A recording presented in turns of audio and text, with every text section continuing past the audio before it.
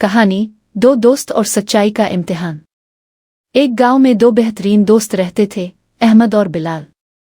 दोनों बचपन से साथ थे, हर खेल साथ खेलते, स्कूल साथ जाते और ख्वाब भी एक साथ देखते। एक दिन गांव में एक मशहूर बुजुर्ग आए जो इल्म और हिकमत के लिए जाने जाते थे। उन्होंने ऐलान किया, जो कोई सबसे सच बोलने वाला हो, इसे मैं अपना कीमती तोहफा दूंगा। गांव के सारे बच्चे दौड़ पड़े, अहमद और बिलाल भी।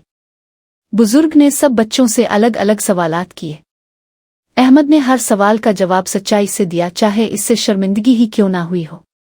बिलाल ने सोचा कि थोड़ा सा झूठ बोलने में कोई हर्ज नहीं, अगर इससे वो तोहफा जीत जाए।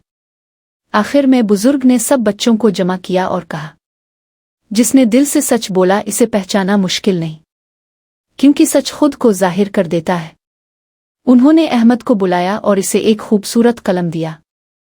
यह कलम तुम्हें हमेशा सच बोलने की ताकत देगा। बिलाल शर्मिंदा सा खड़ा था। अहमद ने मुस्कराकर उसका हाथ थामा और कहा, दोस्त सच हमेशा के लिए दोस्ती, इज्जत और कामयाबी लाता है, झूठ सिर्फ वक्ती फायदा देता है। इखलाकी सबक। सच बोलना हमेशा फायदा देता है, चाहे वक्त के साथ ही क्यों न।